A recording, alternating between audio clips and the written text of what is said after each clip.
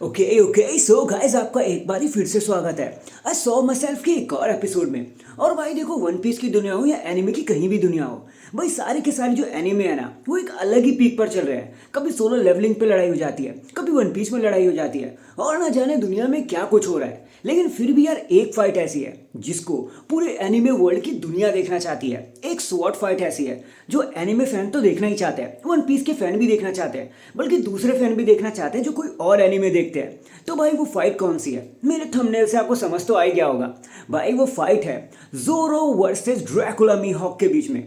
अब देखो भाई, अब देखो यार, एल्बाफ आ गया है, चीज़ें इतनी ज़्यादा ऊपर हो गई हैं, तो यार अब वो दिन दूर नहीं है जब ये दोनों महीमट्स, जब ये दोनों खतरनाक बंदे एक दूसरे के सामने होंगे।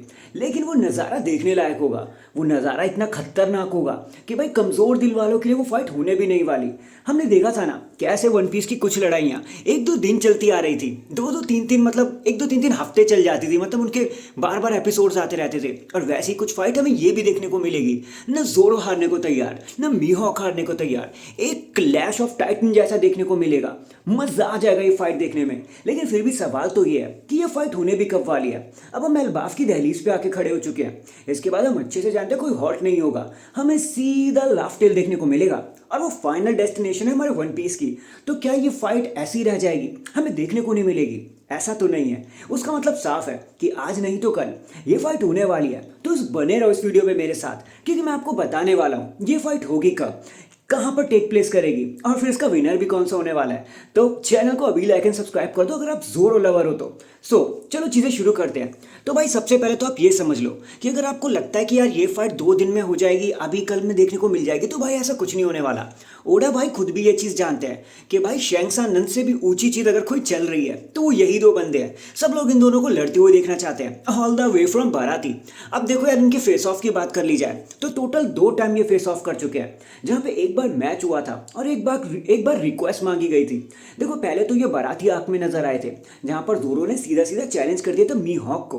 अब भाई मीहॉक सोलो मतलब सेल करते हैं, तो भाई जोरो को समझना चाहिए था कि मैं इसे कैसे हरा सकता हूँ। लेकिन फिर भी जोरो के मन में एक चीज़ थी कि भाई मुझे ग्रेटेस्ट स्वॉर्डमैन ऑफ मतलब प्लेनेट बनना है, पूरी दुनिया का बनना है। उन्होंने अपने डोजो में ये कसम खाई थी अपनी फ्रेंड के लिए, अपने मतलब लीग के लिए, अपने मतलब डोजो के लिए, ताकि वो उन्हें पूरी तरीके से इज्जत दिला सके।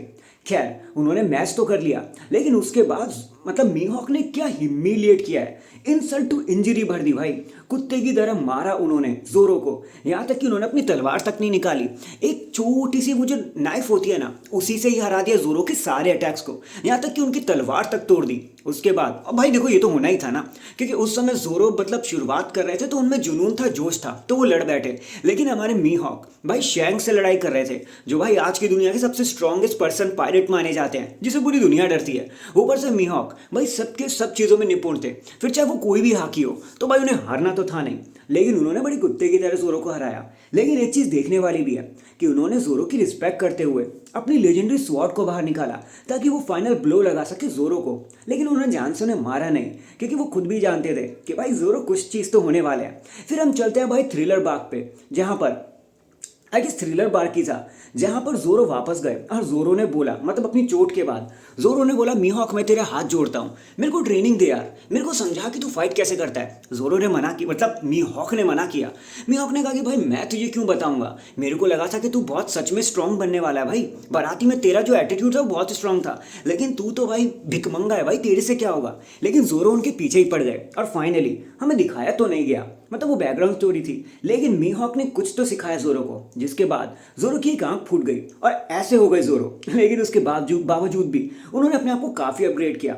भाई बाराती और थ्रिलर बाग को छोड़ो, अब हमारे जोरो हर तरीके की हाकी को पोजेस करते हैं। उनके पास भाई स्ट्रॉन्गेस्ट स्वॉर्ड है पूरी दुनिया की, वो खतरनाक तरीके से लड़ाई करते हैं, वो काइडो से टक्कर ले चुके हैं। बल्कि एक बार तो काइडो ने जोरो के अंदर द लेजेंडरी स्वॉर्ड मैन मतलब ओडिन की आत्मा देख ली थी भाई, जिन्होंने मतलब फेस टू फेस किया था, मतलब क्या कहते हैं पायरेट किंग को।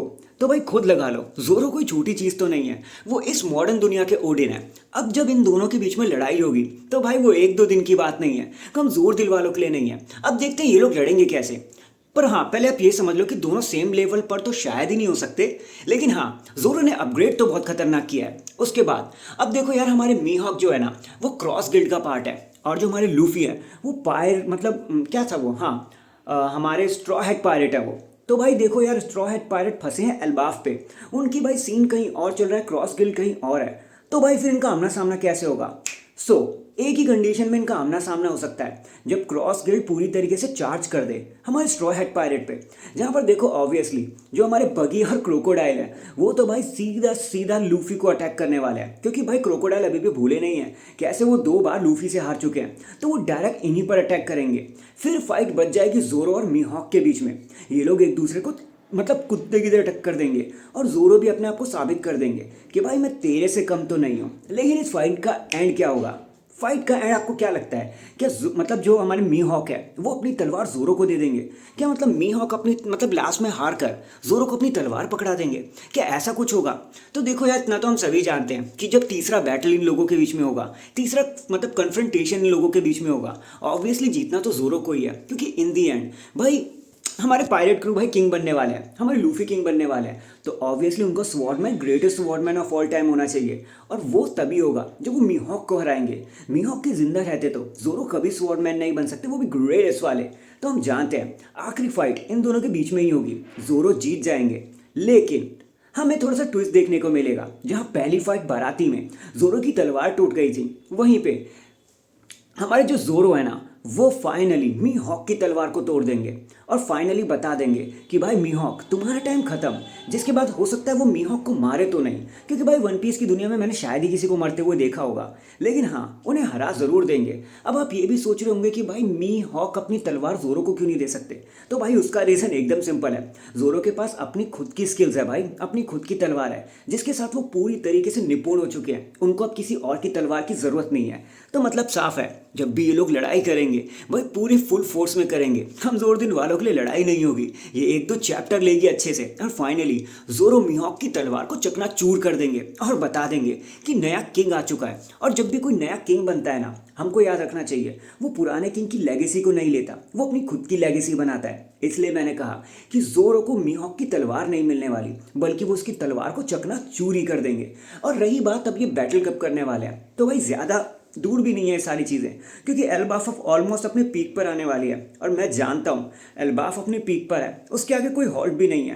तो सीधी सी बात है, आज नहीं तो कल, कल नहीं तो परसों, सारी चीज़ें जब सेट हो जाएंगी ना, जैसे एक बार क्रॉस गिल्ड खुद एल्बाफ पे आने की कोशिश करेगा, बस आप वहीं पर समझ जाना कि मीहॉक और से जोरो आपके रास्ते आन पड़ा है, आपके मतलब एकदम दिल की दहलीज पर है। और हम जानते हैं इस बार विनर होने वाले हैं हमारे खुद के प्यारे जोरो। और जब वो मीहॉक को हरा कर बन जाएंगे the greatest swordsman on the earth planet. और एक बात और याद रखना, जोरो को तलवार नहीं मिलने वाली, वो उनकी तलवार यूज़ नहीं करेंगे, मीहॉक की यूज़ नहीं करेंगे, वो अपनी खुद की तलवार यूज़ करेंगे। और जैसी मीहॉक की तलवार टूटेगी तो उनका ईरा भी खत्म हो जाएगा। So that is it guys, अभी के लिए तो बस इतना ही। यही थी मेरी आज की वीडियो, जहाँ मेरे को आपको ये बताना था कि जोरो वर्सेस मीहॉक के बीच में आखिर विनर कौन बनने वाला है। फाइनली हमें विनर के बारे में पता चल चुका, और मीहॉक की तलवार का क्या होगा वो भी हम जान चुके हैं। बाकी अगर आप मीहॉक या फिर आप जोरो किसी के भी फैन हो तो भाई जल्दी से कमेंट में जो भी मन में आए कमेंट कर दो, लाइक और सब्सक्राइब और शेयर भी कर देना चैनल को, क्योंकि हम आपके लिए ऐसी वीडियोस लाते रहते हैं।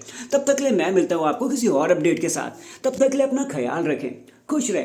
बाबू सोना है तो बात कर ले, नहीं है तो ढूंढ ले, because life is too short, tomorrow is not guaranteed. तब तक के लिए जय हिंद, जय भारत, वंदे मातरम मैन।